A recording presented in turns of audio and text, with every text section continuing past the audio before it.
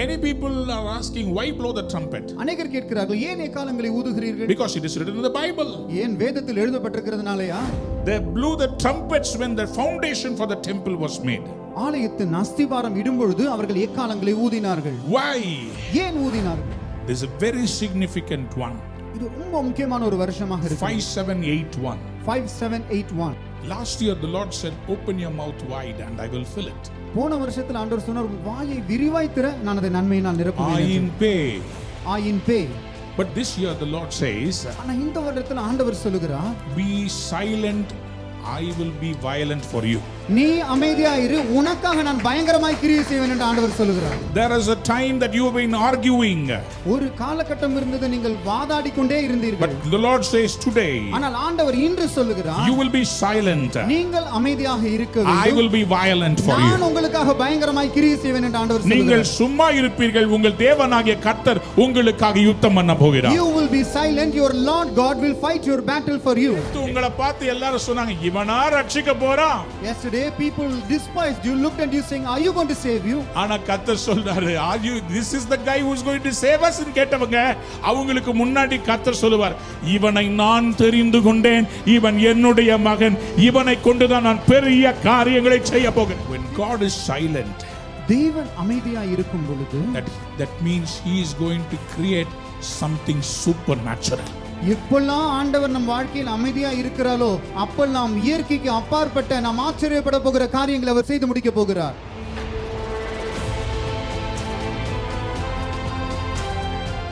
Let us read from Isaiah chapter 18 verse 3. நாம் ஏசாயா 18ஆம் அதிகாரம் 3ஆம் வசனத்தை வாசிப்போம். பூச்சக்கரத்தில் வாசமாய் இருக்கிறவர்களும் தேசத்தின் குடிகளும் ஆகிய நீங்கள் எல்லாரும் மலைகளில் குடியேற்றப்படும் பொழுது பாருங்கள், எக்காலம் ஊதப்படும் போது கேளுங்கள். All inhabitants of the world and the dwellers on the earth, when he lifts up a banner on the mountains, you see it. When he blows a trumpet, you hear it. Somebody said amen. Amen. When he blows a trumpet, hear it. ஆசாரியன் எக்காலம் ஊதும்போது கவனமாய் கேளுங்கள். No, in fact the Bible says when God blows the trumpet, you hear it. உண்மையாக வேதத்தில் தேவன் எக்காலம் ஊதும்போது நீங்கள் கவனமாய் கேளுங்கள் என்று சொல்லுகிறது. Somebody lift your hands and say amen. Amen. God himself will blow the trumpet. தேவன் தாமே நமக்காக எக்காலத்தை ஊதுவார். The blowing of the trumpet in the Jewish New Year, இந்த புதிய யூதர்களின் புதிய ஆண்டிலே எக்காலத்தை ஊதும் பொழுது, it is called Yom Teruah. இது யாம் தெருவா என்று அழைக்கப்படுகிறது. It is the great trumpet sound. இது பெரிய எக்கால சத்தமாக இருக்கிறது. It is called the feast of the trumpets. இது எக்காலங்களின் பண்டிகையாக இருக்கிறது. The first year of the Jewish calendar, இந்த யூதர்களின் நாட்களில் முதலாவது வருடத்தில், according to Leviticus chapter 23 லேவியராகமம் 23ஆம் அதிகாரத்தின்படி verse 23 and 24, வசனம் 23 24 இப்படியாக சொல்லுகிறது. it speaks about how the Lord spoke to Moses and said, கர்த்தர் எவ்விதமாக மோசேயுடன் பேசினார் என்று எழுதப்பட்டிருக்கிறது. speak to the children of Israel saying, நீ இஸ்ரவேல் ஜனங்களோடு பேசு, in the 7th month, இந்த 7ஆம் மாதத்தில், on the first day of the month, அந்த மாதத்தின் முதலாம் நாளில், you shall have a Sabbath rest. நீ ஓய்வு நாளை ஆசரிப்பாயாக. And on that day, அந்த நாளில் தானே a memorial of blowing of trumpets, அந்த எக்கால சத்தம் ஒரு ஞாபக குறியாக கொண்டாடப்படுகிற பண்டிகையாக, பண்டிகை, a holy convocation. இது ஒரு பரிசுத்த பண்டிகையாக இருக்கிறது. It is the day when the church comes together. இதனால் தான் சபைகள் ஜனங்கள் எல்லாம் ஒன்று சேர்கிற ஒரு நாளாக இருக்கிறது. Somebody lift your hands and shout amen. கைகளை உயர்த்தி ஆண்டவருக்கு ஆமென் என்று சொல்லுவோம். Somebody lift your hands and shout a bigger amen. கைகளை உயர்த்தி ஆமென் என்று சொல்லுவோம். All the nations around the Indian Ocean are praying today. இன்றைக்கு இந்திய பெருங்கடலை சுற்றி இருக்கிற அனைத்து நாடுகளும் ஜெபித்துக் கொண்டிருக்கிறார்கள். I don't want to scare you.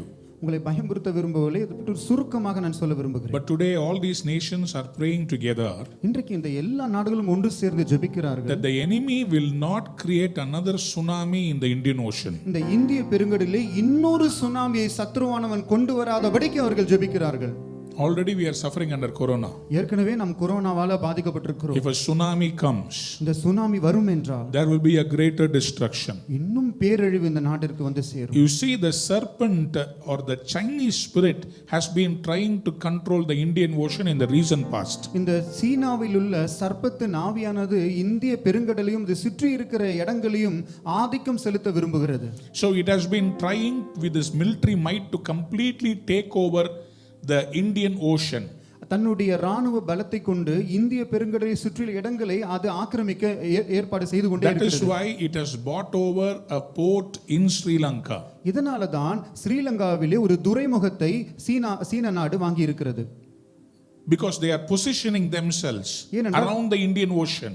இந்த இந்திய பெருங்கடலை சுற்றி அவர்கள் தங்களை நிலைப்படுத்திக் கொண்டிருக்கிறார்கள். They want to take over all the trade routes in the Indian Ocean. இந்த இந்திய பெருங்கடல் வழியாக இருக்கிற வியாபார வர்த்தக சம்பந்தமான வழிகளை அவர்கள் ஆக்கிரமிக்க முயற்சி They செய்கிறார்கள். want to control the economic policies of all these Indian Ocean countries. இந்த இந்திய பெருங்கடலை சுற்றியுள்ள நாடுகளில் ஏற்படுகிற பொருளாதார காரியங்களை அவர்கள் ஆளுகை செய்ய விரும்புகிறார்கள். So that is why these wonderful prophets of God, அதனால தான் இந்த அருமையான தேவனுடைய தீர்க்கதரிசி they have prayed and they have got a revelation அவர்கள் ஜெபித்து ஒரு வெளிப்படுத்தலை that பெற்றிருக்கிறார்கள். all the maritime countries need to be careful. இந்த கடற் சார்ந்த நாடுகள் எல்லாம் நிச்சயம் பாதுகாப்பாக இருக்க வேண்டும் என்று ஜெபிக்கிறார்கள். In Genesis chapter 10 verse 4 and 5, ஆதியாகமம் 10ஆம் அதிகாரம் 4ஆம் 5ஆம் வசனத்தில் the word speaks about how from the descendants of Noah, இந்த நோவாவின் வம்சத்தில் வந்த ஜனங்கள் என்ன செய்தார்கள் என்ற வசனம் சொல்லுகிறது. from the descendant of Japheth, இந்த யாப்பேத்துடைய சந்ததியில் வந்தவர்கள்,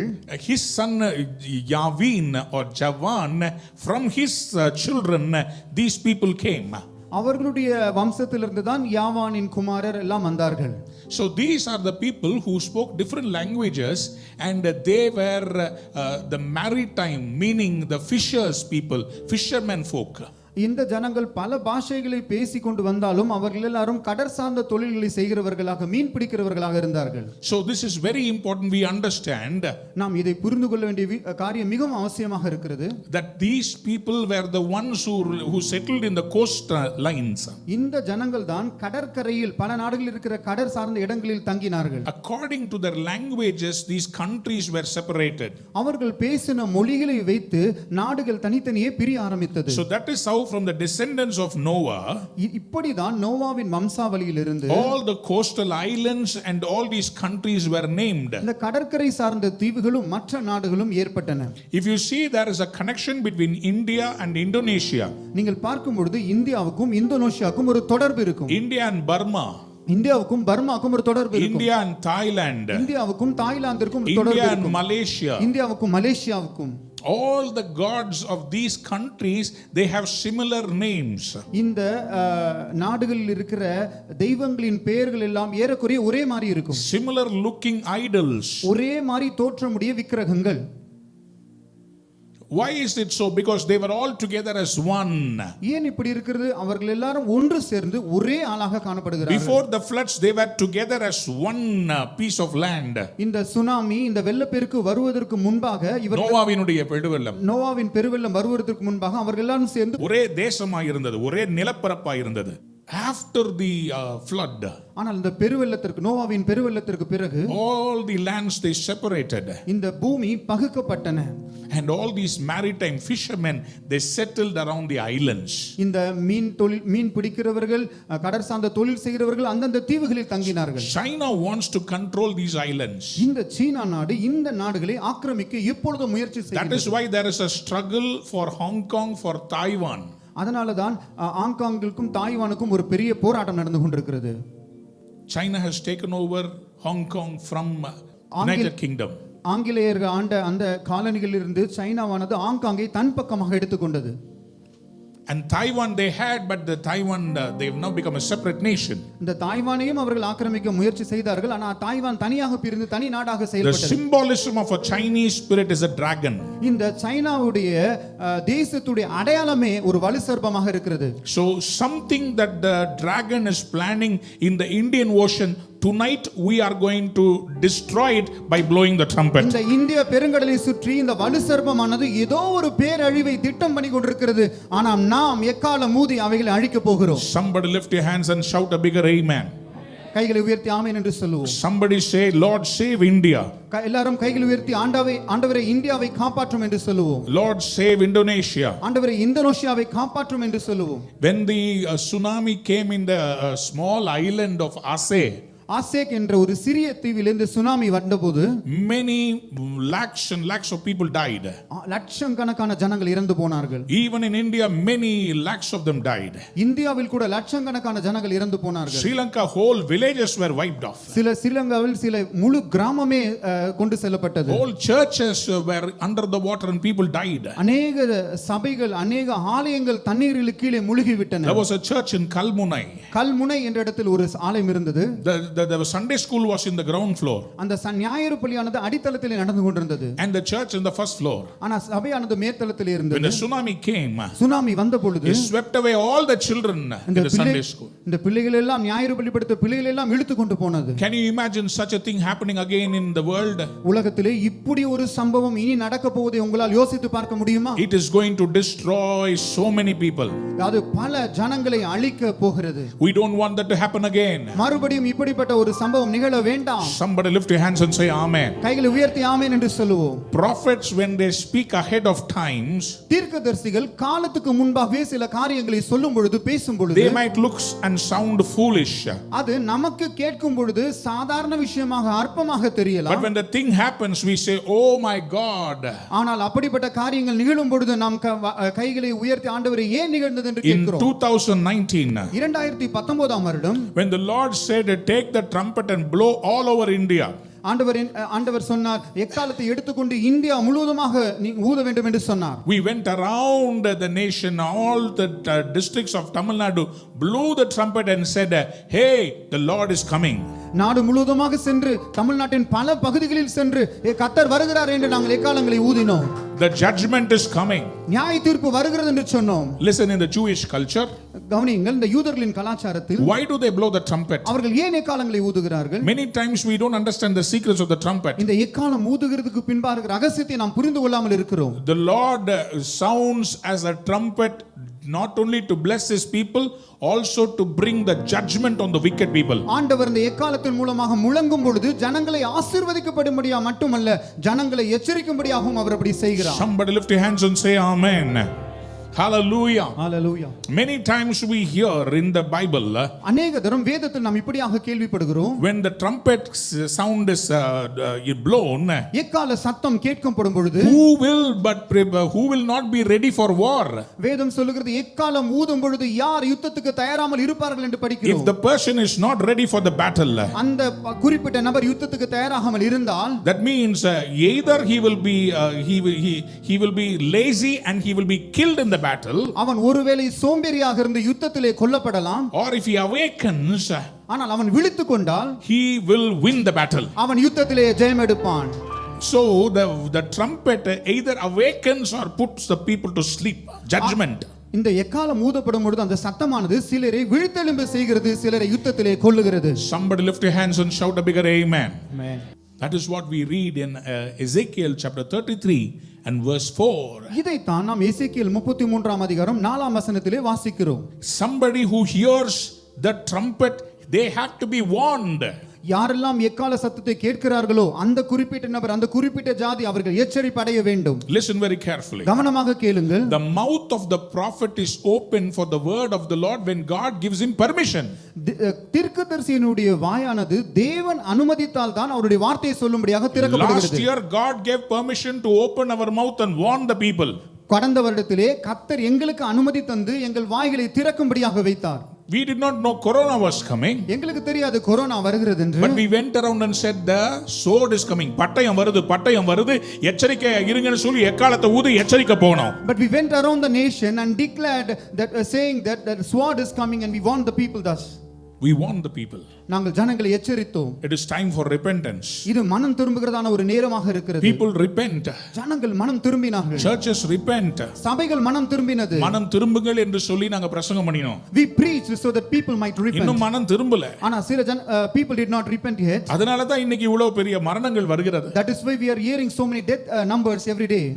And this corona hit this year. இந்த வருடம் இந்த கொரோனாவானது இந்த தேசத்தை வந்து சந்தித்தது. This year, இந்த வருடம் we are going to blow the trumpet நாங்கள் இப்பொழுது எக்காலத்தை ஊத போகிறோம். that God will bring a breakthrough from corona. இந்த கொரோனாவிலிருந்து ஒரு பெரிய திருப்புமுனையை கொண்டு வரும்படியாக எக்காலத்தை ஊத போகிறோம். Somebody lift your hands and shout a bigger amen. கைகளை உயர்த்தி ஆமென் என்று சொல்லுவோம். Somebody said amen. ஆமென் என்று சொல்லுவோம். Hallelujah. And this Yom Teruah, இந்த யாம் தெருவா என்பது this trumpet blowing, எக்காலம் ஊதுகிறதை காண்பிக்கிறது. it is a memorial to God. அது தேவனுக்கு ஒரு ஞாபக குறியாக இருக்கிறது. Somebody lift your hands and say amen. You should know why we do what we do. உங்களுக்கு தெரிய வேண்டும் ஏன் நாங்கள் இதை செய்கிறோம், எதற்காக இதை செய்கிறோம் என்று தெரிய வேண்டும். Many people are asking why blow the trumpet. அநேகர் கேட்கிறார்கள் ஏன் எக்காலங்களை ஊதுகிறீர்கள்? Because it is written in the Bible. ஏன் வேதத்தில் எழுதப்பட்டிருக்கிறதுனாலயா? Sir, that is Old Testament, sir. அது பழைய ஏற்பாடு. Law was also given in the Old Testament. ஆனா பிரமாணங்களும் கூட பழைய ஏற்பாட்டில் தானே இருக்கிறது. There are some things God gave us an eternal ordinance. சில காரியங்களை தேவன் நித்திய நியமனங்களாக கொடுத்திருக்கிறார். And it is not for just one people group, it is for the entire generations. அது ஏதோ ஒரு குறிப்பிட்ட சந்ததியாருக்கு அல்ல, முழு உலகத்திற்கும் உலகத்தில் இருக்கிற அனைத்து ஜனங்களுக்கும் கட்டளையாக கொடுத்திருக்கிறார். In Numbers chapter 10 and verse 10. என்னாகமம் 10ஆம் அதிகாரம் 10ஆம் வசனத்தில் உங்கள் மகிழ்ச்சியின் நாளிலும் உங்கள் பண்டிகைகளிலும் மாத பிறப்புகளிலும் உங்கள் சர்வாங்க தகன பலிகளும் சமாதான பலிகளும் செலுத்தப்படும் பொழுது பூரிகைகளை ஊத வேண்டும். அப்பொழுது அவைகள் உங்கள் தேவனுடைய சமூகத்தில் உங்களுக்கு ஞாபக குறியாக இருக்கும். Somebody lift your hands and shout amen. Hallelujah. It is a memorial for whom? இது யாருக்கு ஞாபக குறியாக இருக்கிறது? Is it for God? அது தேவனுக்கு ஞாபக குறியாக இருக்கிறதா? No, it is for us also. இது அது தேவனுக்கு மட்டுமல்ல நமக்கும் ஞாபக குறியாக இருக்கிறது. There are two offerings that are given. Write it down. இரண்டு காணிக்கைகளை குறித்து பலிகளை குறித்து அங்க நாங்கள் வாசிக்கிறோம். One is a burnt offering. ஒன்று சர்வாங்க தகன பலி. The other is a fellowship or a peace offering. இன்னொன்று சமாதான பலி அல்லது ஐக்கியங்களின் பலி என்று சொல்லலாம். The burnt offering is an offering which has to be completely burnt. இந்த சர்வாங்க தகன பலியானது பொருட்கள் சர்வாங்கமாய் தகனிக்கப்பட வேண்டும் என்பதை காண்பிக்கிறது. But a peace offering is something that you burn and then you can take and eat and commune with it. ஆனா சமாதான பலியானது நீங்கள் பலி செலுத்தலாம், அதை எரிக்கலாம், பின்பு அதில் இருக்கிற பொருட்களை எடுத்து நீங்களும் புசித்து ஐக்கியமாக இருக்கலாம். Both these offerings signify Jesus Christ. இந்த இரண்டு பலிகளும் இயேசு கிறிஸ்துவை மட்டுமே குறிக்கிறது. So the Lord instructed that you blow the trumpet over the two offerings. இந்த இரண்டு காணிக்கைகள் பலிகள் மேலே ஆண்டவர் எக்காலங்களை ஊதச் சொன்னார். One is the burnt offering. ஒன்று சர்வாங்க தகன பலி. The other is the fellowship offering. இன்னொன்று சமாதான பலியாக இருக்கிறது. When we blow the trumpet, நாம் எக்காலத்தை ஊதும் பொழுது we remember the sacrifice of Jesus who was completely destroyed for our sake. நம்ம நிமித்தமாக சிலுவையிலே முற்றிலுமாய் தகனிக்கப்பட்ட இயேசுவின் பலியை நாம் நினைவு கூறுகிறோம். Somebody lift your hands and shout a bigger amen. கைகளை உயர்த்தி ஆமென் என்று சொல்லுவோம். Somebody said amen. So God is operating with the things which we are not aware of. நாம் கேள்விப்படாத அறியப்படாத காரியங்கள் மூலமாக தேவன் கிரியை செய்கிறார். There are secrets in the Bible. வேதத்திலே சில ரகசியங்கள் இருக்கிறது. When the trumpet is blown, எக்காலங்கள் ஊதப்படும் பொழுது why did the walls of Jericho come down? ஏன் எரிகோவின் மதில் கீழே விழுந்தது? The blowing of the trumpet there அங்கே எக்காலங்களை ஊதும் பொழுது is also called Yom Teruah. அங்கே எக்காலங்கள் ஊதப்படுகிற அந்த விஷயத்தை யாம் தெருவா என்று அழைக்கிறார்கள்.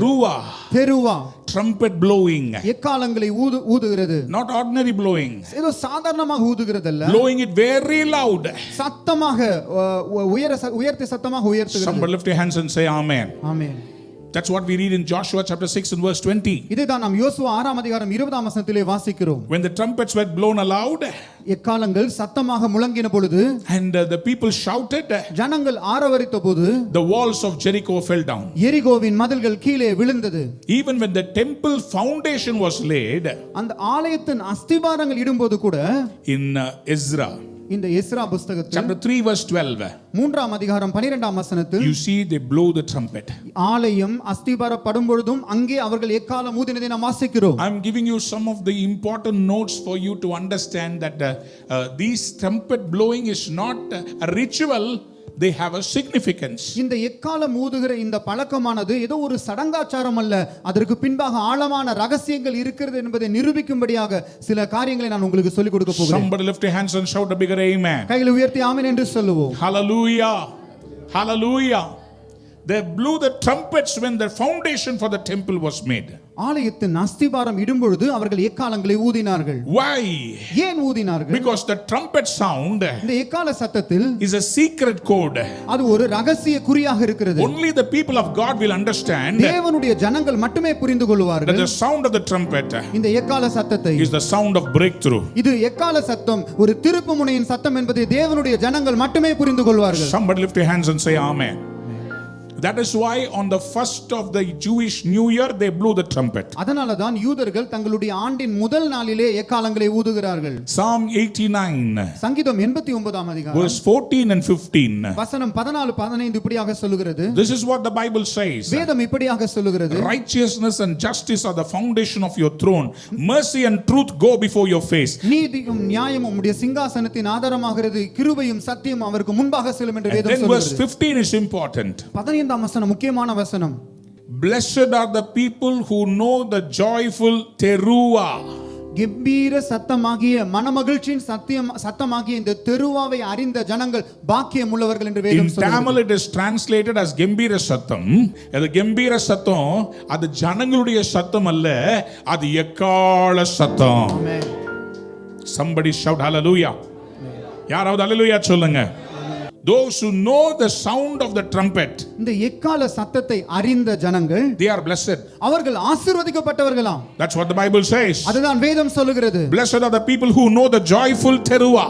இந்த சந்தோஷமான மகிழ்ச்சியான தெருவாவின் சத்தத்தை அறிந்த ஜனங்கள் பாக்கியம் உள்ளவர்கள். Many people like to hear the wailing, அநேக ஜனங்கள் இந்த கத்தி அழுகிற சத்தத்தை கேட்க அறிந்திருக்கிறார்கள். but the Lord says, ஆனால் ஆண்டவர் சொல்லுகிறார், your strength is not in wailing, your strength is in praising. உன்னுடைய பலமானது சத்தமாய் அழுகிறதில் அல்ல, நீ தேவனை துதிக்கிறதில் இருக்கிற என்று வேதம் சொல்லுகிறது. Blowing of the trumpet signifies that I trust in my Lord and he will deliver me. எக்காலத்தை ஊதும் பொழுது நாம் சொல்லுகிறோம், ஆண்டவரே நான் உம்மை நம்புகிறேன், நான் நீர் என்னை பார்த்துக் கொள்வீர் என்று நாம் சொல்லுகிறோம். That is why the Bible says that blessed are those who know the shout of the teruah. ஆனால் தான் வேதம் சொல்லுகிறது, இந்த தெருவாவாகிய எக்கால சத்தத்தை, கம்பீர சத்தத்தை, சந்தோஷமான சத்தத்தை அறிந்த ஜனங்கள் பாக்கியம் உள்ளவர்கள் என்று. The Bible says they will walk in the Lord, O Lord, in the light of your countenance. வேதம் அழகாக சொல்லுகிறது, அவர்கள் ஆண்டவருடைய முகத்தின் வெளிச்சத்திலே நடப்பார்களாம். For you from now the light is going to shine on you. உங்களுக்கு இப்போதிலிருந்து ஒரு வெளிச்சம் உங்கள் மேல் பிரகாசிக்க போகிறது. Somebody lift your hands and say amen. Turn to your neighbor and say my light is coming. உங்கள் பக்கத்துல பார்த்து சொல்லுங்க, என் வெளிச்சம் வருகிறது என்று. My light is coming. என் வெளிச்சம் வருகிறது. Hallelujah. This evening 6 p.m. or 7 p.m.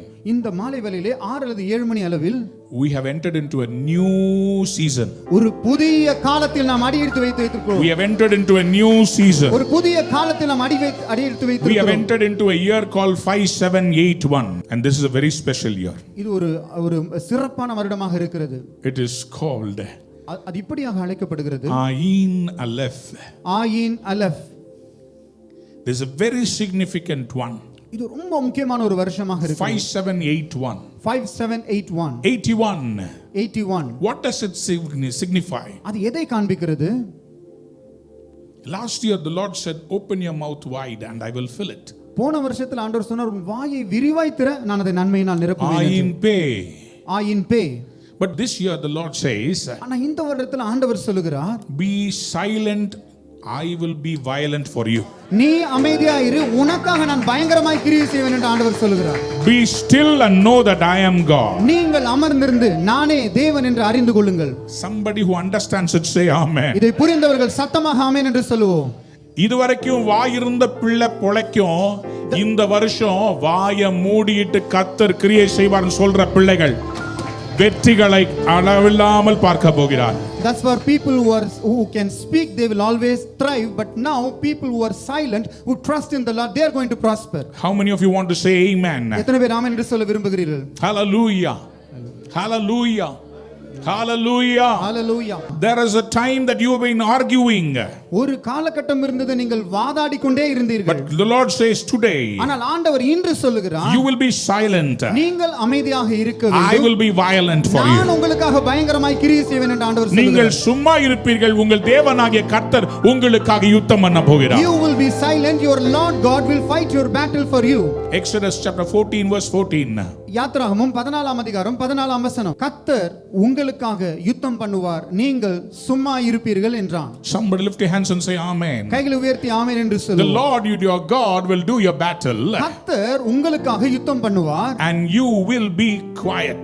நீங்கள் அமைதியாய் சும்மா அமெரிக்கையாய் Somebody turn இருப்பீர்கள். to your neighbor and say, be quiet, the Lord is fighting your battle. உங்கள் பக்கத்தில் இருக்கிறவர்களை பார்த்து சொல்லுங்கள், நீங்கள் அமைதியா இருங்கள், கர்த்தர் உங்களுக்காக யுத்தம் பண்ணி கொண்டிருக்கிறார். Sometimes in life we need to know there is a time to speak, there is a time to be silent. இந்த வாழ்க்கையின் காலகட்டத்தில் சில நேரங்களில் எப்போ நம்ம அமைதியா இருக்க வேண்டும், எப்போ நாம் பேச வேண்டும் என்று நமக்கு தெரிந்திருக்க வேண்டும்.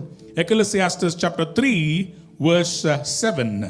பிரசங்கி 3ஆம் அதிகாரம் 7ஆம் வசனம். கிழிக்க ஒரு காலம் உண்டு, தைக்க ஒரு காலம் உண்டு, மௌனமாய் இருக்க ஒரு காலம் There is உண்டு. a time to be silent. மௌனமாய் இருக்க ஒரு காலம் உண்டு, பேச ஒரு காலம் There உண்டு. is a time to speak. Somebody lift your hands and say amen. கைகளை உயர்த்தி ஆமென் என்று சொல்லுவோம். There is a time to be silent. மௌனமாய் இருக்க, அமைதியா இருக்க ஒரு டைம் There is இருக்குது. a time to speak.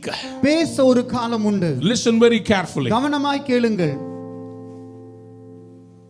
God created the entire world by his word. ஆண்டவர் இந்த அண்ட சராசரத்தையும் தம்முடைய வார்த்தையினாலே சிருஷ்டித்தார். When he opened his mouth and said, let there be light. அவர் அமைதியாய் இருந்த அவர் ஒரு நாள் தன் வாயை திறந்து வெளிச்சம் உண்டாக கடவுது என்று சொன்னார். Only then things started changing. அவர் வாய் திறந்து முன்மொழிந்த அந்த நேரத்தில் தானே காரியங்கள் நடப்பிக்க ஆரம்பித்தது. But before that, ஆனால் அதற்கு முன்பாக there was silence in the mouth of the Father.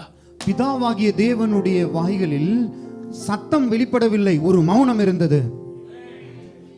When God is silent, தேவன் அமைதியாய் இருக்கும் பொழுது that means he is going to create something supernatural. எப்பெல்லாம் ஆண்டவர் நம் வாழ்க்கையில் அமைதியா இருக்கிறாரோ அப்பெல்லாம் இயற்கைக்கு அப்பாற்பட்ட நாம் ஆச்சரியப்பட போகிற காரியங்களை அவர் செய்து முடிக்க போகிறார். Somebody lift your hands and say amen. கைகளை உயர்த்தி ஆமென் என்று சொல்லுவோம். God is at work when he is silent. எப்பெல்லாம் தேவன் கிரியை செய்கிறாரோ அப்பெல்லாம் அவர் நமக்கு அமைதியா இருப்பது போலவே தோன்றுவார். The silence of the Father. பிதாவுடைய அந்த அமைதி. You see, in the Hebrew language, இந்த எபிரேய பாஷையிலே நாம் பார்க்கும் பொழுது the first letter is one, which is Aleph. இந்த முதலாம் எழுத்து நம்பர் 1, அது அப்படி என்றால் அலஃப் என்ற அர்த்தம். In Hebrew Aleph, in Greek it's Alpha. இப்ரேயிலே அலஃப் என்றும் கிரேக்க மொழியிலே ஆல்பா என்றும் நாம் சொல்லுகிறோம். He is the beginning. அவர்தான் ஆரம்பம். But before the word came from him, ஆனால் அவருடைய வாயிலிருந்து அந்த வார்த்தை வெளிப்படும் முன்பாக God was silent. தேவன் அமைதியாக இருந்தார். Somebody lift your hands and say amen. This year, those who look to the Lord in silence, இந்த வருடம் யாரெல்லாம் அமைதியாக தேவனை நோக்கி பார்க்க போகிறார்களோ they are going to receive the word from God. அவர்கள் தேவனிடத்திலிருந்து வார்த்தையை பெற்றுக்கொள்ள போகிறார்கள். Somebody shout hallelujah. Hallelujah. யாரெல்லாம் இந்த வருஷம் கர்த்தரை நோக்கி அமைதலாய் விண்ணப்பம் பண்றாங்களோ அவர்களுக்காக தேவன் வாயை திறம்பி விளம்ப போகிறார். Amen. People who are going to pray to him in silence and rest in him, God is going to open his mouth and declare his word. Habakkuk chapter 2. Habakkuk 2ஆம் அதிகாரம் Very very important. முக்கியமான ஒரு தருணம். In Habakkuk chapter 2 verse 20, Habakkuk 2ஆம் அதிகாரம் 20ஆம் there வசனத்தில் is something that the Lord speaks. அங்க கர்த்தர் ஏதோ ஒன்று சொல்ல விரும்புகிறார். He reveals through his prophet. அவர் தம்முடைய தீர்க்கதரிசியின் மூலமாக சொல்லுகிறார். The Lord is in his holy temple. கர்த்தரோ வென்றால் தம்முடைய பரிசுத்த ஆலயத்தில் இருக்கிறார். Let all the earth be silent before him. பூமி எல்லாம் ஜனங்கள் எல்லாம் அவருக்கு முன்பாக அமைதியா இருக்க கடவுள். Somebody lift your hands and say amen. Amen. It is time for the nations to be silent. நாடுகளே, ஜனங்களே, தேசங்களே கர்த்தருக்கு முன்பாக அமைதியா இருக்க வேண்டிய நேரமாக It இருக்கிறது. is time for God's children to be silent. தேவனுடைய பிள்ளைகள் அமைதியாய் மௌனமாய் இருக்க வேண்டிய நேரமாக இருக்கிறது. Who knew about all these things some time back? இதெல்லாம் முன்னாடியே நடக்கும்னு யாருக்கு தெரியும்? Listen very carefully. கவனமாக கேளுங்கள். Some years back, சில வருடங்களுக்கு முன்பே there was a movie taken in the name of Silence of the Lambs. ஆட்டுக்குட்டிகளின் மௌனம் என்று ஒரு படம் எடுத்தார்கள். Silence of the Lambs. Silence of the lambs என்று ஒரு படம் தயாரித்தார்கள். Recently, சமீபமாக there is a movie that was taken in a quiet place. அந்த படத்துடைய தலைப்பு அமைதி என்று அர்த்தம். That means nobody can speak. அந்த படத்துடைய தலைப்புடைய முழு அர்த்தம் என்னவென்றால் யாரும் பேச முடியாது. Nobody speaks in that movie. அந்த படத்துல யாரும் பேச மாட்டார்கள். How did they take these prophetic movies? இப்படிப்பட்ட தீர்க்க தரிசனமான படங்களை எப்படி அவர்கள் முன்னே எடுத்து விட்டார்கள்? Today we are asked not to open our mouth and speak to another person. இன்று வேதம் சொல்லுகிறது நம் வாய்களை திறந்து மற்றவர்களிடத்துல பேசக்கூடாது என்று சொல்லுகிறது. Put a mask. இன்றைக்கு இந்த கொரோனா பிரச்சனையில நம்ம மாஸ்கை போட்டுக்கொண்டு You open your mouth and don't sing. வாயை திறந்து பாட வேண்டாம். Why? ஏன்? Because you open your mouth, என்றால் நீங்க வாயை திறக்கும் பொழுது corona will come. இந்த கொரோனா வந்துவிடும். Keep your mouth shut. வாயை மூடிக்கொண்டிருங்கள். The enemy thought, சத்துரு இப்படியாக நினைத்தான், we close our mouth, நாம் வாய்களை மூடிவிட்டால் God will be silent. ஆண்டவர் அமைதியாக இருப்பார் என்று நினைத்தான். He is a fool. அவன் ஒரு முட்டாள். When we close our mouth, நம்முடைய வாயை நாம் மூடும் பொழுது God opens his mouth. ஆண்டவர் தம்முடைய வாயை அவர் திறக்கிறார். When I am silent, நான் அமைதியாக இருக்கும் my பொழுது God is violent. என்னுடைய தேவன் பயங்கரமாக இருக்கிறார். That's why the Lord said, be still and know that I am your God.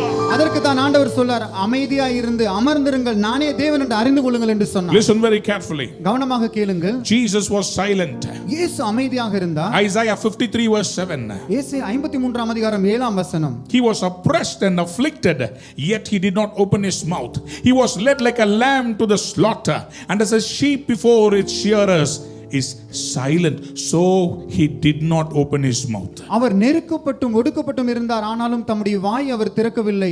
அடிக்கப்படும்படி கொண்டு போகப்படுகிற ஒரு ஆட்டுக்குட்டியைப் போலவும் தன்னை மயக்கத்திற்கு முன்பாக சத்தமிடாதிருக்கிற ஆட்டைப் போலவும் அவர் தம்முடைய வாயை திறவாதிருந்தார். Jesus was silent. இயேசு மௌனமாக இருந்தார். Before Pontius Pilate he was silent. பிலாத்துக்கு முன்பாக இயேசு மௌனமாக இருந்தார். Before the high priest he was silent. பிரதான ஆசாரியனுக்கு முன்பாக இயேசு மௌனமாக இருந்தார். Before the Sadducees and the Pharisees he was silent. இந்த சதுசேயர் பரிசேயர் முன்பாக இயேசு மௌனமாக இருந்தார். Before King Herod Jesus was silent. ஏரோது ராஜா முன்பாக இயேசு மௌனமாகவே இருந்தார். You know why? ஏன்? Because he knows it is not his time now. ஏனென்றால் அது அவர் வாய் திறக்க வேண்டிய நேரம் இல்லை என்பதை அவர் உணர்ந்திருந்தார். There comes a time. ஒரு நேரம் வந்தது. He is on the cross. அவர் சிலுவையில் தொங்கிக் He கொண்டிருந்தார். opens his mouth and speaks. அவர் தம்முடைய வாயை திறந்து பேசினார். Commits his life to Father. தம்முடைய ஆவியை பிதாவின் இடத்தில் ஒப்பு கொடுத்து கொண்டிருந்தார். Then on the third day, அன்று மூன்றாம் நாளிலே he rose again from the dead. அவர் மரணத்திலிருந்து எழும்பினார். Not to live again like Lazarus and die, he rose to be alive for eternity.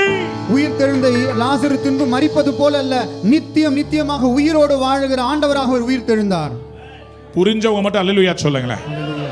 சாத்தான் உங்களை ஒரு தடவை அடிக்கலாம், கர்த்தர் உங்களை இனிமேல் அடிக்காத உயரத்துக்கு தூக்கி வைக்கிறதுக்கு. The enemy might whip you once, but the Lord is going to lift you in a place where enemy can never touch you. ஒரே ஒரு தடவை தான் சாத்தான் ஆண்டவராக இயேசு கிறிஸ்துவை அந்த குகைக்குள்ள அடைச்சு வச்சான். ஆனா ஆண்டவர் அந்த குகையிலிருந்து அந்த கல்லறையிலிருந்து வெளியே எழும்பினவர் கீழே இல்ல, பூமியில இல்ல, மேல உயர்த்தப்பட்டாரு பிதாவின் வலது பார்சத்துல. உங்களுக்கு அப்படிப்பட்ட உயர்வு வருகிறது. Only one Satan put him inside a grave, but the Father God lifted him up to a place where the enemy can never touch him back. Somebody lift your hands and shout amen. Amen. Say, when I am silent, இப்படி சொல்லுங்கள், நான் அமைதியாக இருக்கும் பொழுது God is violent. தேவன் பயங்கரமாக இருக்கிறார். Hallelujah. Hallelujah. Hallelujah. Very soon you will hear about how Haman is punished and Mordecai is lifted. வெகு சீக்கிரத்திலே எப்படி ஆமான் தண்டிக்கப்பட்டான் என்றும் மொர்தெகாய் உயர்த்தப்பட்டான் என்றும் கேள்விப்பட போகிறீர்கள். In India you will see it. இந்தியாவிலே அதை நீங்க பார்க்க போகிறீர்கள். The season of Ahithophel is going to end. இந்த அகித்தோப்பேலின் காலம் முடிய போகிறது. The season of God's power is going to be revealed. தேவனுடைய வல்லமை வெளிப்படுகிற காலம் இதோ வந்திருக்கிறது. When Saul was chosen to be the first king over Israel, இந்த இஸ்ரவேலின் மேல் ராஜாவாக சவுல் முதலாவது தேர்ந்தெடுக்கப்படும் பொழுது Samuel the prophet called Saul. இந்த சாமுவேல் ஆகிய தீர்க்கதரிசி இந்த சவுலை கூப்பிட்டார். He anointed him. அவரை அபிஷேகம் பண்ணினார். But there were two guys who did not honor Saul. அங்கே இரண்டு பேர் இருந்தார்கள், அவர்கள் சவுலை கனம் பண்ணவில்லை. 1 Samuel chapter 10 முதலாம் சாமுவேல் 10ஆம் அதிகாரம் verse 26 and 27. வசனம் 26 27 இப்படியாக சொல்லுகிறது. சவுலும் கிபியாவில் இருக்கிற தன் வீட்டுக்கு போனான். ராணுவத்தில் தேவன் எவர்கள் மனதை ஏவினாரோ அவர்களும் அவனோடே கூட போனார்கள். ஆனாலும் பேலியாளின் மக்கள் இவனா நம்மை ரட்சிக்க போகிறவன் என்று சொல்லி அவனுக்கு காணிக்கை கொண்டு வராமல் அவனை அசட்டை பண்ணினார்கள். They despised him. அவனை அசட்டை பண்ணினார்கள். Listen. கவனியுங்கள். Are you being despised by people? ஜனங்கள் உங்களை அசட்டை பண்ணுகிறார்களா? Some people know that you need a favor. சில பேருக்கு தெரியும் உங்களுக்கு ஒரு தயவு வேணும், உங்களுக்கு ஒரு ஆசீர்வாதம் உதவி வேண்டும் என்று அவர்களுக்கு தெரியும். They keep a closed eye, right? ஆனா அவர்களோ கண்டும் காணாதவர்களாக கண்களை மூடி கொண்டிருக்கிறார்கள். They know that God has blessed you and he is going to exalt you. அவர்களுக்கு தெரியும் ஆண்டவர் உங்களை ஆசீர்வதித்திருக்கிறார், நிச்சயமாக உங்களை உயர்த்த போகிறார் என்று தெரியும். But they will not help you in the promotion. ஆனா இந்த உயர்வுக்கு அவர்கள் உங்களுக்கு உதவி செய்ய மாட்டார்கள். They are very jealous about you. அவர்கள் உங்களை குறித்து மிகுந்த பொறாமையுள்ளவர்களாக இருக்கிறார்கள். You might be working in an office. நீங்கள் ஒருவேளை ஒரு ஆபீஸ்ல வேலை பார்த்து கொண்டிருக்கிறீர்கள். Your manager is ripping the life out of you. உங்களுடைய வாழ்க்கையை கசந்து பிழிந்து ஒரு கசப்பான அனுபவத்தை உங்களுடைய அலுவலர் உங்களுக்கு கொடுத்து You are even working beyond 12 hours. 12 மணி நேரத்திற்கு மேலாக நீங்கள் உழைத்துக் கொண்டிருக்கலாம். But he says, ஆனால் அவர் சொல்லுகிறார், I will not give you your salary. ஆனா அலுவலர் சொல்லலாம், உங்களுக்கு சம்பளம் நான் கொடுக்க மாட்டேன் என்று If you open your mouth, நீங்க வாய்களை திறந்தால் I will remove from the job. இந்த வேலையிலிருந்து உங்களை வெளியே அனுப்பி விடுவேன். But the Lord says, but ஆனா ஆண்டவர் சொல்லுகிறார், you have been silent. நீ அமைதியா இருந்து The கொண்டிருக்கிறாய். Lord says, கர்த்தர் இப்பொழுது சொல்லுகிறார், I am going to speak on your behalf. உனக்காக உன் நிமித்தமாக நான் பேச போகிறேன் என்று ஆண்டவர் சொல்லுகிறார்.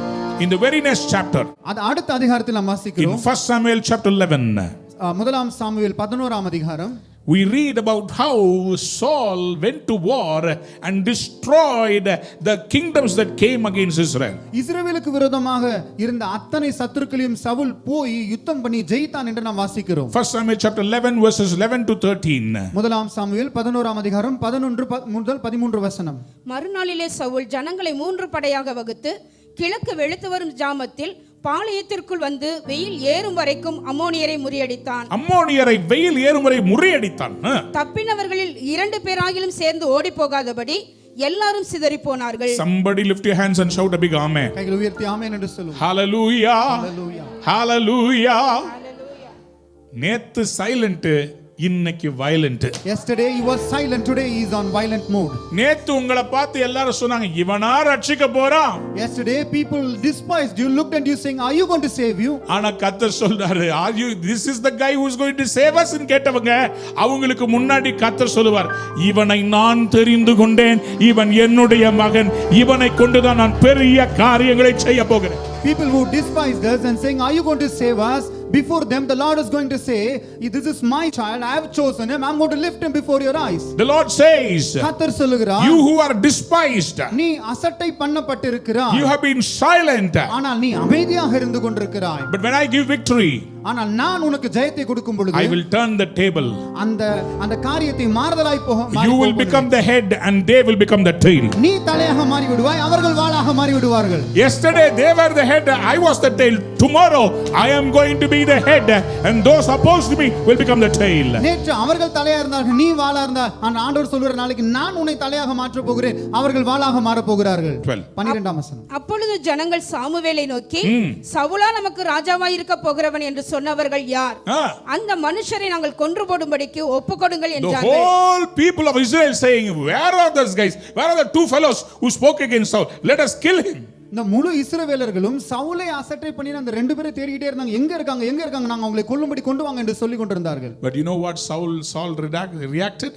அதற்கு சவுல், இன்றைய தினம் ஒருவரும் கொல்லப்படலாகாது, இன்று கர்த்தர் இஸ்ரவேலுக்கு ரட்சிப்பை அருளினார் என்றான். ஆமென். கையை உயர்த்தி ஒரு பெரிய அல்லேலூயா சொல்லுங்களேன். சத்தமா ஒரு அல்லேலூயா. This is what God wants to do to you. இதுதான் கர்த்தர் உங்களுக்கு செய்ய விரும்புகிறார். உங்களை நிந்தித்தவங்களுடைய வாழ்க்கையவே உங்க கையில கர்த்தர் மாத்தி கொடுப்பார். நீங்க அவங்களுக்கு இரக்கம் பாராட்டும்படி சைலண்டா இருக்கிற உங்களை கர்த்தர் வயலண்டா உயர்த்துவார். Amen. People who despised you, the Lord is going to hand over them to into your hands. You are going to bless them and favor them. Listen very carefully. கவனமாய் கேளுங்கள். I am not speaking from my own understanding. என்னுடைய புரிதலின்படி நான் பேசுகிறதில்லை. There is a time to be silent.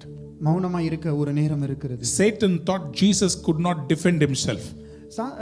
சாத்தான் நினைத்தான் இயேசு கிறிஸ்து தன்னைத்தானே பாதுகாத்துக் கொள்ள முடியவில்லை, தனக்கு தானே வழக்காட முடியவில்லை என்று நினைத்தான். There was a Roman soldier who challenged Jesus on the cross. சிலுவையிலே இயேசு கிறிஸ்துவை ஒரு ரோம போர் சேவகன் சவால் விட்டான். You delivered so many people. எத்தனையோ பேரை நீங்கள் ரட்சித்தீர்கள். Why can't you deliver yourself? உன்னை நீயே ஏன் ரட்சித்துக் கொள்ள கூடாது என்று கேட்டான். You say that you came to deliver us. எங்களெல்லாம் விடுதலையாக்க போகிறவர் மெசியா என்று நீ சொன்னாய். But you can't deliver your own self. ஆனா உன்னையே உன்னால விடுதலையாக்க முடியவில்லை என்று கேட்டான். Jesus said, இயேசு சொன்னார், if I call now, நான் இப்பொழுது என் பிதாவை நோக்கி will கூப்பிட்டால் not my Father send me a thousands of angels? 1000க்கு மேற்பட்ட தூதர்களை என்னை ரட்சிக்கும்படி என் பிதா அனுப்ப மாட்டாரோ என்று கேட்டார். No. இல்லை, This is my season to be silent. நான் அமைதியாய் இருக்க வேண்டிய காலம் இது என்று இயேசு சொன்னார். Somebody lift your hands and say amen. கைகளை உயர்த்தி ஆமென் என்று சொல்லுவோம். In Matthew chapter 26 verse 33. மத்தேயு 26ஆம் அதிகாரம் 53ஆம் வசனம். I did this because the Bible, the word, the prophecy has to be fulfilled. நான் இதை செய்தேன் ஏனென்றால் என்னை பற்றி இருக்கிற வேத வசனம் தீர்க்க தரிசனம் நிறைவேறும்படியாக. உங்களை பத்தி கர்த்தர் வச்சிருக்கிற திட்டம் நிறைவேறணும்னா நீங்க சைலண்டா இருக்கணும். கர்த்தர் உங்களுக்காக யுத்தம் பண்ணுவா. If you want to see the plans of God concerning it to be fulfilled, you need to be silent. Only then God will work for you. How many of you are ready to say amen to that? எத்தனை பேர் ஆமென் என்று சொல்ல விரும்புகிறீர்கள்? Turn to your neighbor and say the change is coming. உங்களை பக்கத்தில் இருக்க பார்த்து சொல்லுங்கள், மாற்றம் வருகிறது. Somebody say the silence is the violence. சில சொல்லுங்கள், அமைதியா இருப்பதுதான் பயங்கரமா இருப்பது என்று. You have to be silent. நீங்கள் அமைதியாக இருக்க வேண்டும். Sometimes the God will silence the prophets. சில நேரம் தீர்க்கதரிசிகளை ஆண்டவர் அமைதியாக்கி விட்டு விடுவார். Why? ஏன்? In Ezekiel chapter 3 எசேக்கியேல் 3ஆம் அதிகாரம் verses 24 to 27, 24 முதல் 27ஆம் வசனம். என்னை காலூன்றி நிற்கும்படி செய்தது. and raised me to my feet. அப்பொழுது அவர் என்னுடனே பேசி, He spoke to me and said, நீ போய் உன் வீட்டுக்குள்ளே உன்னை அடைத்துக் கொண்டிரு. என்னது எல்லாம் அண்டர்லைன் பண்ணி வச்சுக்கோங்க. என்ன சொன்னார் ஆண்டவரே? What did the Lord say here? நீ போய் உன் வீட்டுக்குள்ளே உன்னை அடைத்துக் கொண்டிரு. நம்மளை பார்த்து கர்த்தர் அடைத்து கொண்டிருன்னு சொல்லி 6 மாசம் உள்ள உட்கார வச்சாரா இல்லையா? Did not the Lord ask us to stay inside our homes for the past 6 months? Yeah, why did God ask us to shut our houses and stay inside?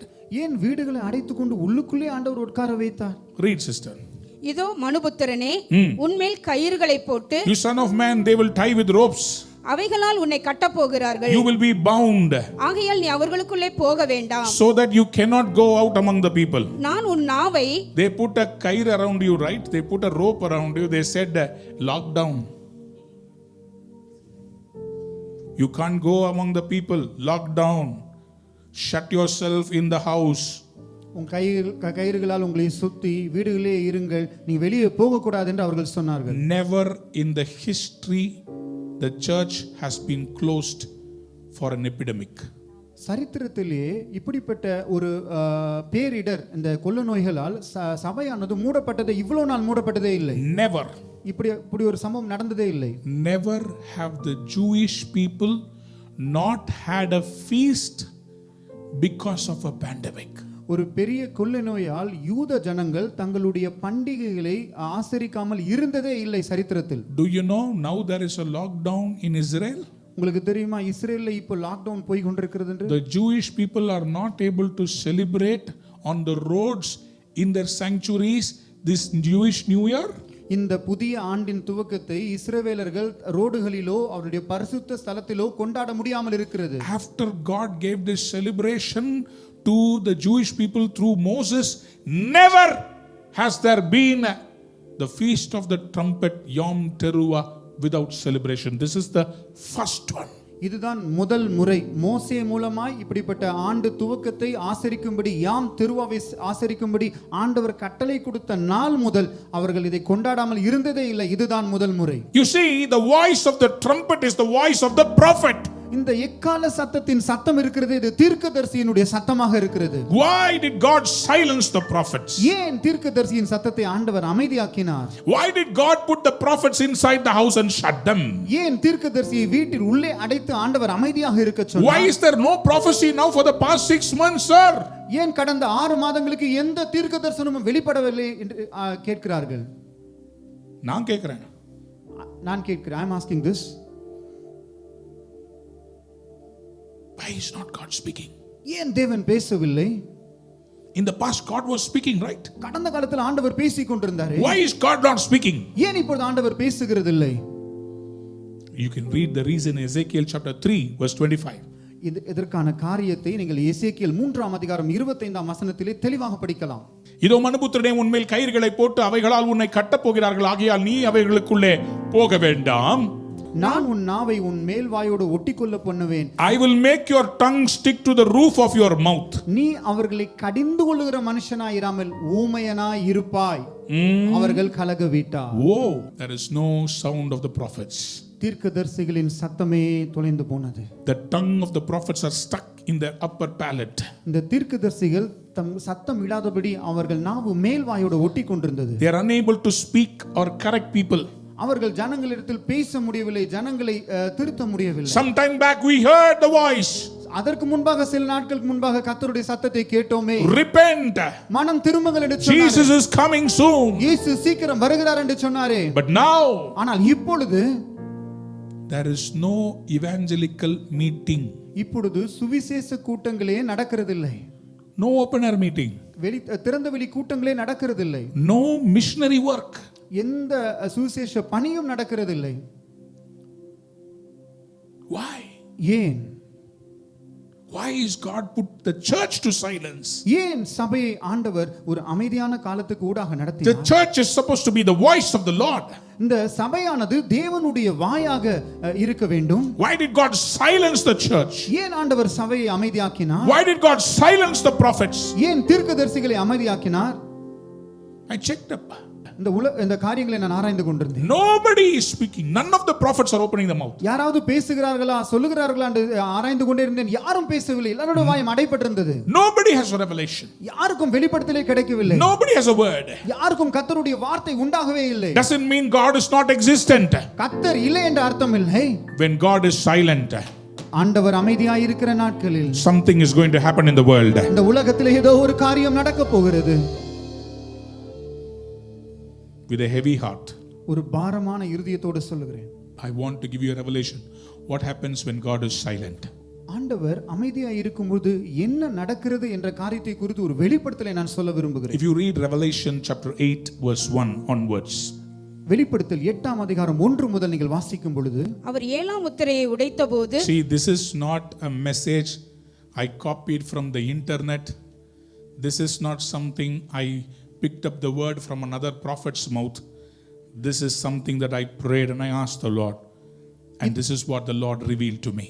இது வலைதளத்திலிருந்து எடுக்கப்பட்ட ஒரு செய்தி அல்ல. மற்றவர்கள் பேசின காரியங்களை எடுத்தும் நான் பேசவில்லை. தேவனிடத்தில் தனிப்பட்ட விதத்தில் தங்கி தாபரித்து பெற்றுக்கொண்ட ஒரு வெளிப்படுத்தல். அதை தான் நான் இப்போது சொல்ல போகிறேன். What light I have received, I am giving it to you.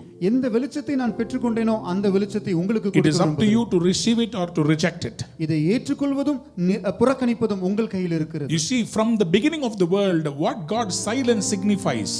உலகத்தின் துவக்கத்திலிருந்தே தேவனுடைய மௌனம் என்னத்தை குறிக்கிறது என்பதை நாம் பார்க்க போகிறோம். What does the silence of Jesus signify? இயேசு கிறிஸ்துவின் அமைதல் என்னத்தை காண்பிக்கிறது? Why was he silent before the cross? ஏன் சிலுவைக்கு முன்பாக அவர் அமைதியாக இருந்தார்? Because he wanted some things to be allowed. ஏனென்றால் மற்ற காரியங்கள் சத்தம் போட அவர் அனுமதித்தார். Because the redemptive purposes of the cross has to be fulfilled. ஏனென்றால் சிலுவையின் மீட்பின் முற்றுமான பணி நடைபெறும்படியாக அவர் அமைதியாக இருந்தார். Even now, இப்பொழுதும் கூட we have come to the end of the world. இந்த உலகத்தின் கடைமுனைக்கு நாம் வந்திருக்கிறோம். So what does this silence of God signify? இந்த தேவனுடைய அமைதி என்னத்தை தான் காண்பிக்கிறது? Revelation chapter 8 verse 1. வெளிப்படுத்தல் 8ஆம் அதிகாரம் 1ஆம் வசனம். அவர் 7ஆம் முத்திரையை உடைத்தபோது, When the seventh seal was broken, பரலோகத்தில் ஏறக்குறைய அரை மணி நேரம் அளவும் அமைதல் உண்டாயிற்று. there was silence in heaven for about half an hour. பரலோகத்தில் ஏறக்குறைய அரை மணி நேரம் அமைதல் உண்டாயிற்று.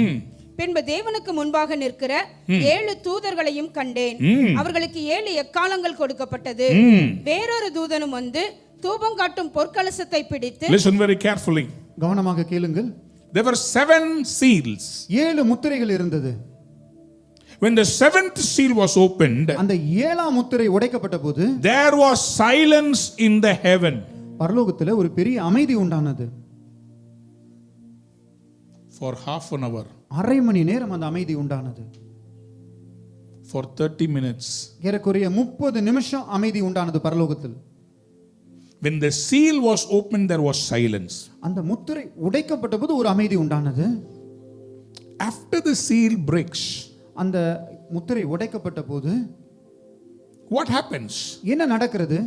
Trumpet blowing, 7 angels got ready to blow the trumpet. அந்த முத்திரை உடைக்கப்பட்ட போது எக்காலங்களை ஊதுகிற 7 தூதர்கள் எக்காலங்களை ஊதும்படியாக ஆயத்தப்படுத்தப்பட்டனர். அவர்கள் எக்காலங்கள் கொடுக்கப்பட்டது. While there was silence, அமைதி இருக்கிற அந்த நேரத்தில் 7 angels got ready to blow the trumpet. 7 தூதர்கள் எக்காலங்களை ஊதும்படியாக And தயாரானார்கள். 8th angel, ஆனால் 8ஆம் ஒரு தூதன் he got prepared with the incense. அவன் ஒரு தூப பொற்கலசத்தை பிடித்துக் கொண்டு நின்றான். Let's read verse 3.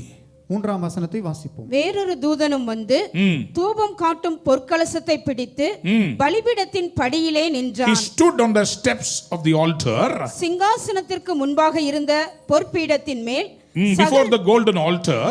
சகல பரிசுத்தவான்களுடைய ஜெபங்களோடும் All the prayers of God's people. செலுத்தும்படி மிகுந்த தூப வர்க்கம் அவனுக்கு He was கொடுக்கப்பட்டது. given much incense to offer. அப்படியே பரிசுத்தவான்களுடைய ஜெபங்களோடும் செலுத்தப்பட்ட தூப வர்க்கத்தின் புகையானது தூதனுடைய கையிலிருந்து தேவனுக்கு முன்பாக எழும்பிற்று. கையை உயர்த்தி ஒரு பெரிய அல்லேலூயா சொல்லுங்க. Amen. Let us lift up and say hallelujah. சத்தம் அல்லேலூயா. Hallelujah. சைலன்ஸா இருக்கிற அந்த நேரத்துல, When God is silent, heaven is silent, பரலோகம் அமைதியா இருக்கும் பொழுது the angel with the incense, இந்த தூப கலசத்தை பிடித்துக் கொண்டிருக்கிற அந்த தூதன் இருக்கிறானே, along with incense, அந்த தூப வர்க்கத்தோடு he had the prayers of the saints of God from earth. பூமியில் இருக்கிற சகல பரிசுத்தவான்களுடைய ஜெபத்தை அவன் வைத்திருந்தான். இந்த 6 மாசம் இதுவரை இல்லாத அளவு சபை ஜெபித்திருக்கிறது. This last 6 months we have prayed more. இதுவரை இல்லாத அளவு ஊழியக்காரர்கள் ஜெபித்திருக்கிறார். And servants of God have prayed more. இவங்க எல்லாருடைய ஜெபத்தையும் தூப கலசத்துல போட்டு அதுல இருக்கிற அந்த தூப வர்க்கத்தையும் போட்டுட்டு அந்த தூதன் அந்த படிக்கட்டில் நிக்கிறாரு. படிக்கட்டில் நிக்கிற அந்த தூதனுடைய கையில் இருக்கிற அந்த தூப கலசத்திலிருந்து பிதாவை நோக்கி அந்த வாசனை கடந்து போகிறது.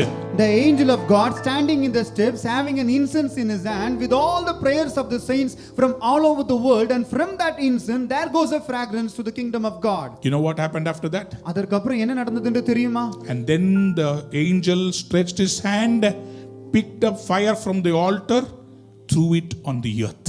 அந்த தூதன் என்ன செய்தான் தெரியுமா? தன் கைகளை நீட்டி ஒரு நெருப்பு தழலை எடுத்து பூமிக்கு நேராக வீசினான். And after that, அதற்கு அப்புறம் there were a lot of noises. பல சத்தங்கள் கேட்டது. There were thunders. இடி முழக்கங்கள் உண்டானது. There was lightning. மின்னல்கள் உண்டானது. There was earthquake. பூமி அதிர்ச்சி உண்டானது. Do you know something? உங்களுக்கு இதை பத்தி தெரியுமா? In the region near America, near Florida, America Florida மாகாணத்துக்கு பக்கத்துல இருக்கிற ஒரு இடத்தில் there is a big cyclone. ஒரு பெரிய புயல் உண்டானது. Not one cyclone. ஒரு புயல் அல்ல, 4 cyclones are standing. 4 காற்றழுத்தங்கள் நின்று கொண்டிருந்தது. I saw the satellite picture. அந்த செயற்கைக்கோள் வரைபடத்தை நான் பார்த்தேன். Lightning. ஒரு மின்னல் இருந்தது. ஒண்ணு இல்ல, பல மின்னல்கள் இருந்தது. பயங்கரமான மின்னல். பயங்கரமான மின்னல்கள் இருந்தது. Severe lightning. பயங்கரமான மின்னல்கள் இருந்தது. No rain. மழை இல்லை. Only thunder and lightning. இடி முழக்கங்களும் மின்னல்கள் மட்டுமே இருந்தது. Don't you think something prophetically, supernaturally is happening in the world? இந்த உலகத்திலே நம்மை சுற்றி தீர்க்க தரிசனமாக இயற்கைக்கு அப்பாற்பட்ட ஏதோ ஒரு விஷயம் நடந்து கொண்டிருக்கிறது அல்லவா? அதை அறியீர்களா? Some judgment is going to come. ஒரு நியாய தீர்ப்பு பூமிக்கு நேரே இறங்கி வரப்போகிறது. After the 7th seal, அந்த 7ஆம் முத்திரை உடைக்கப்பட்ட பின்பு, when the first trumpet is blown, முதலாம் எக்காலம் ஊதின பொழுது you know what happened? என்ன நடந்தது தெரியுமா? Stones filled with blood and fire started coming from heaven. பரலோகத்திலிருந்து வானத்திலிருந்து ரத்தம் கலந்த கல்மலையும் அக்கினியும் உண்டாகி பூமியிலே இறங்கினது. Revelation 8 verse 7. வெளிப்படுத்தல் 8ஆம் அதிகாரம் 7ஆம் வசனம். முதலாம் தூதன் எக்காலம் ஊதினான். அப்பொழுது ரத்தம் கலந்த கல்மலையும் அக்கினியும் உண்டாகி பூமியிலே கொட்டப்பட்டது. அதனால் மரங்களில் 1/3 பங்கு வெந்து போயிற்று. பசும் புல்லெல்லாம் எரிந்து போயிற்று. We have only seen corona. நாம் இப்ப கொரோனா மட்டும் தான் பார்த்திருக்கிறோம். Can you imagine all the trees are going to burn? இந்த மரங்கள் எல்லாம் எரிக்கப்படுகிற ஒரு நிலவரத்தை நீங்க யோசிச்சு கூட பார்க்க Already முடியுமா? in California the trees are burning. California, அமெரிக்காவில் கலிபோர்னியா மாகாணத்தில் ஏற்கனவே மரங்கள் எரிந்து In Brazil, பிரேசில் என்ற the நாட்டில் second biggest forest after Amazon forest is now burning. Amazon காட்டுக்கு அப்புறம் இருக்கிற 2வது மிகப்பெரிய காடு இப்பொழுது நெருப்பிலே பற்றி கொண்டிருக்கிறது. What is happening? என்ன நடந்து கொண்டிருக்கு நம்மை சுற்றி? The fire from the altar of heaven is now coming upon the world. வானத்திலிருந்து பலிபீடத்திலிருந்து ஒரு அக்கினி பூமிக்கு நேரே வந்து கொண்டிருக்கிறது. Haggai chapter 2 ஆகாய் 2ஆம் அதிகாரம் verse 6. 6ஆம் வசனம். If you read from verse 6 onwards, 6ஆம் வசனத்திலிருந்து வாசிக்கும் பொழுது the Lord said, கர்த்தர் சொல்லுகிறார், in a short while இன்னும் கொஞ்ச காலத்தில் I will shake the heavens, நான் வானத்தை அசைய பண்ணுவேன். I will shake the earth, நான் பூமியை அசைய பண்ணுவேன். I will shake the waters, நான் தண்ணீரை அசைய பண்ணுவேன். I will shake the nations. நான் ஜனங்களை ஜாதிகளை அசைய பண்ணுவேன் என்று ஆண்டவர் சொல்லுகிறார். What happens after the shaking? இந்த அசைவுக்கு பின்பாக என்ன நடக்கிறது? The one who is expected of the Lord is going to come. இந்த அசைவுக்கு பின்பாக ஜனங்களால் விரும்பப்பட்டவர், ஜனங்கள் எதிர்பார்க்கிற மெசியா வரப்போகிறார். எத்தனை பேர் ஆமென் சொல்ல விரும்புறீங்க? சகல ஜாதிகளாலும் விரும்பப்பட்டவர் வருவார். One who is desired of the people shall come. The Lord is coming. கர்த்தர் வருகிறார். After the shaking, இந்த அசைவுக்கு பின்பாக he is coming. அவர் வருகிறார். You know why he is coming? ஏன் வருகிறார்? How many of you are hearing this prophetic word? இந்த தீர்க்கதரிசன வசனத்தை யார் கவனமாய் கேட்கிறார்கள்? Church, சபையே, don't sleep on me. இப்பொழுது நீங்கள் தூங்க வேண்டாம். Enough of sleeping. தூங்குனது போதும். Be awake. விழித்தெழும்புங்கள். Understand what is happening in the world. உலகத்திலே என்ன நடக்கிறது என்பதை கவனித்தறியுங்கள். Be open with your eyes. உங்கள் கண்களை திறந்து பாருங்கள். Open your eyes. உங்கள் கண்களை திறந்து பாருங்கள். See what is happening in the supernatural realm. ஆவிக்குரிய மண்டலத்திலே என்ன நடக்கிறது என்பதை கண்களை திறந்து பாருங்கள். Enough of slumber. இந்த சோம்பேறித்தனத்திற்கு ஒரு முடிவு வரட்டும். When Jesus comes, இயேசு வரும் பொழுது he will fill the sanctuary with glory. அவர் தம்முடைய பரிசுத்த ஸ்தானத்தை, தம்முடைய ஆலயத்தை மகிமையினால் நிறைய பண்ணுவார். That is what Haggai 2:7 says. அதுதான் ஆகாய் 2ஆம் அதிகாரம் 7ஆம் வசனம் சொல்லுகிறது. After that it is going to be glorious. அதற்கு பின்பாக காரியங்கள் எல்லாம் மகிமையா மாறிவிடும். In verse 8, 8ஆம் வசனம் இப்படி the சொல்லுகிறது. Lord says, gold and silver are mine. பொன்னும் வெள்ளியும் என்னுடையது என்று ஆண்டவர் சொல்லுகிறார். The glory of the latter church is going to be greater than the former. முந்தின ஆலயத்துடைய மகிமையை விட பிந்தின ஆலயத்துடைய மகிமை பெரிதாக இருக்கும் என்று ஆண்டவர் சொல்லுகிறார். Somebody shout hallelujah. Hallelujah. This is what is going to happen after the silence. இந்த மௌனத்திற்கு பின்பாக இதுதான் நடக்க போகிறது. After the shaking, இந்த அசைவுக்கு பின்பாக God is going to enter into making. ஆண்டவர் உருவாக்குறதில் இறங்க போகிறார். He is going to revive the churches. அவர் சபைகளை உயிரோடு திரும்ப He is going to bring a harvest of big souls. ஆத்துமாக்களின் பெரிய அறுவடை சபைகளுக்கு தரப்போகிறார். காலம் வருகிறது. There's a time coming.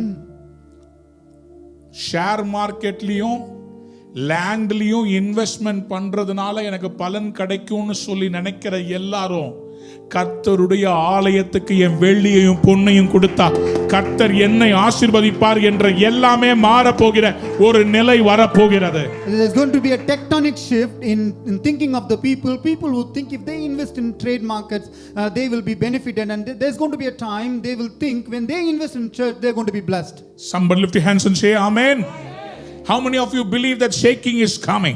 எத்தனை பேர் நம்புகிறீர்கள் பெரிய அசைவு வருகிறது? How many of you believe that after the silence God Jesus Christ is coming? ஒரு பெரிய அமைதிக்கு பின்பாக நம் நேசர் நம் ஆண்டவராகிய இயேசு கிறிஸ்து வருகிறார் என்று எத்தனை பேர் நம்புகிறீர்கள்? விசுவாசிக்கிறவங்க கையை வைத்து ஹalleluya சொல்லுங்க. ஆமென். Hallelujah. Hallelujah. It is time for us to be silent. நாம் அமைதியா இருக்க வேண்டிய காலமாக இருக்கிறது. Exodus 14:14. யாத்ராகமம் 14ஆம் அதிகாரம் 14ஆம் வசனம். Exodus 14:14. யாத்ராகமம் 14ஆம் அதிகாரம் 14ஆம் வசனம். கர்த்தர் உங்களுக்காக யுத்தம் பண்ணுவார், நீங்கள் சும்மா இருப்பீர்கள் என்றான். You will be silent. The Lord will fight for you and you will be silent. You will be silent. நீங்கள் அமைதியா இருப்பீர்கள். Can you all stand up? எல்லாரும் எழுந்து நில்லுங்கள். Are you ready? Let us blow the first trumpet, which is going to signify the ayin that God has given for us to open the mouth. And Aleph, this 81 is going to be the year of God's silence, and we are going to break it through the sound of the teruah in Jesus' name. Are we ready to blow the first trumpet? Ready? Amen.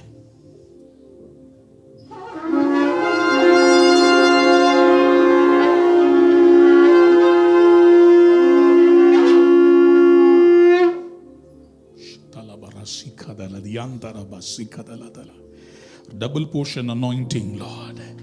on churches and ministers of God as we blow the trumpet, Lord. Father, we pray breakthrough over nation, over all the sickness. We need the double portion anointing of Elijah and Elisha to raise up dead bodies in the name of Jesus. We right now cry out and say, pour out a double portion anointing, second blowing of the trumpet.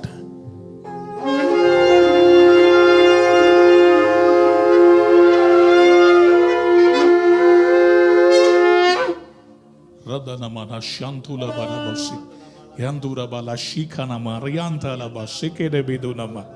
Oh God, who's triune, Father, we pray that the resurrection power of the third day will flow through the nations. All the nations which are dead in sin will rise up from the slumber, rise up from the sinful ways, awakening from the dead things that they have been doing in the name of Jesus.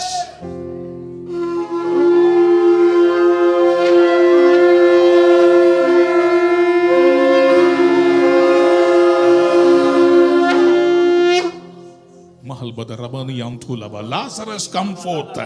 On the fourth day, Jesus came and said, come out. We are going to call out our nation. We're going to call out the churches. Come out. Come out of debts. Come out of bondages. Come out of dead things. Come out for revival. Come out for resurrection. Come out today for winds. We prophesy that the wind of God, the breath of God, the bones will rise up in Jesus' name. Lazarus, come forth.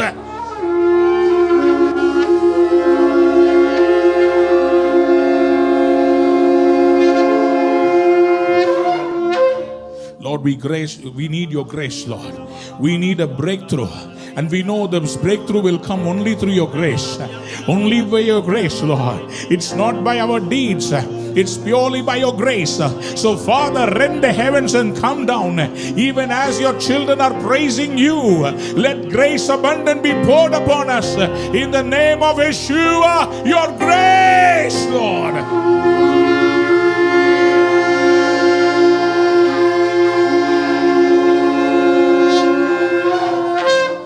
Radalabala Shantalabala Sikana Madarava Libiduna Mala Shadaladala Ribiduna Mala Shantalaba. Lord, 6 pots of emptiness filled with water turned into wine. All the financial, economic slowdown and emptiness right now because of the visitation of Jesus Christ. As we blow the 6th trumpet, Father, we pray in the name of Jesus, oh Dalaba Shantarabala Sikama, that every bitterness will turn into sweet wine in the mighty name of Jesus.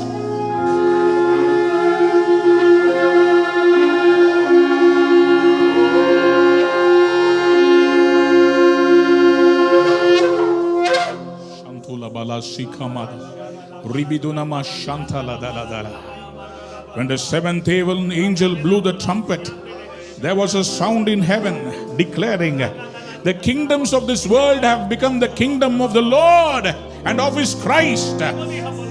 Lord, we declare and decree in the name of Jesus Christ, in the name of Yeshua, your Son, that the kingdoms of these maritime nations, especially we stand for India, as we blow the trumpet, let the enemies be scattered, let the churches arise, let the awakening come, let there be a breakthrough in everything and every place, Lord. In the name of Yeshua, we cry that Jericho walls will come down.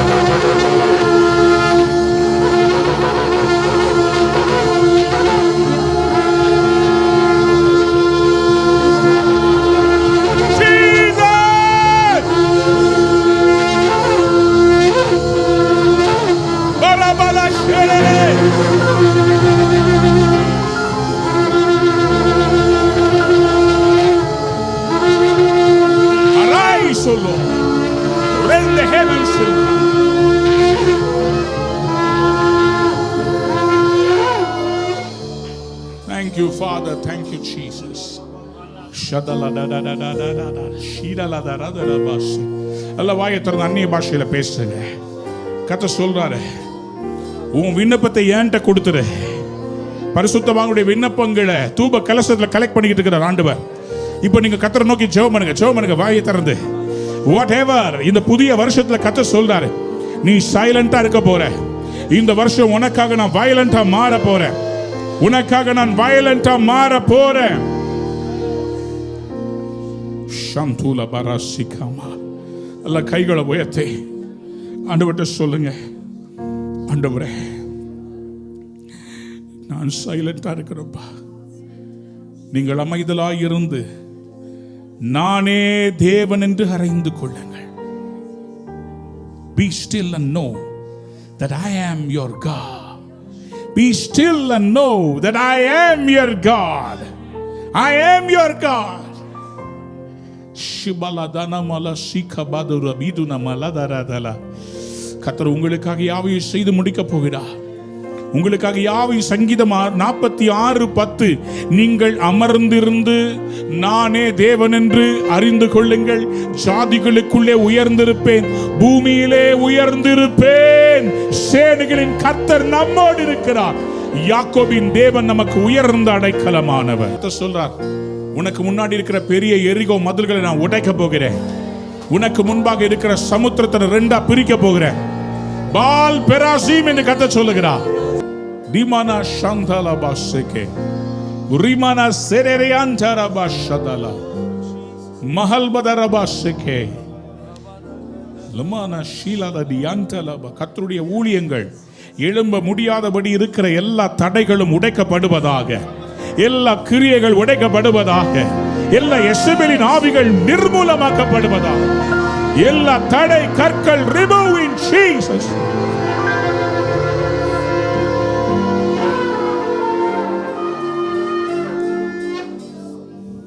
எழுந்திரலும் கர்த்தாவே, எழுந்திரலும் கர்த்தாவே.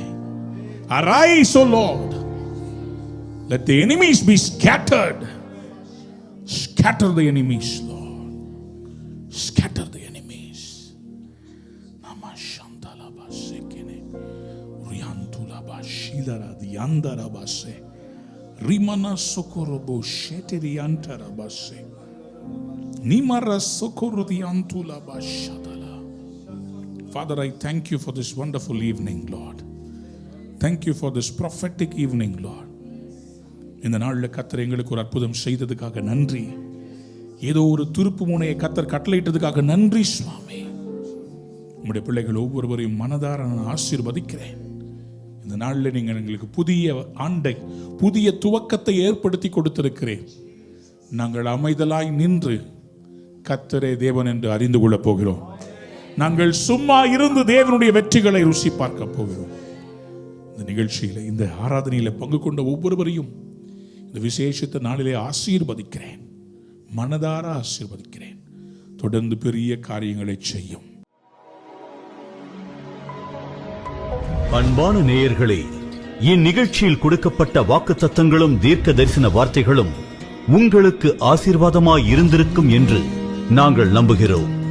நீங்கள் பெற்ற ஆசீர்வாதங்களையும் ஜெப விண்ணப்பங்களையும் மற்றும் உங்கள் காணிக்கைகளையும் அனுப்ப வேண்டிய எங்கள் முகவரி: ரூவா ஊழியங்கள், எண் 82, ஜவஹர்லால் நேரு சாலை, சிம்ஸ் மருத்துவமனை எதிரில், வடபழனி, சென்னை 26.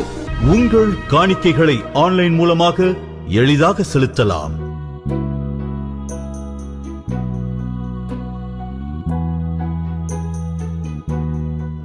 எங்கள் இணையதள முகவரி www.ruhaministries.org.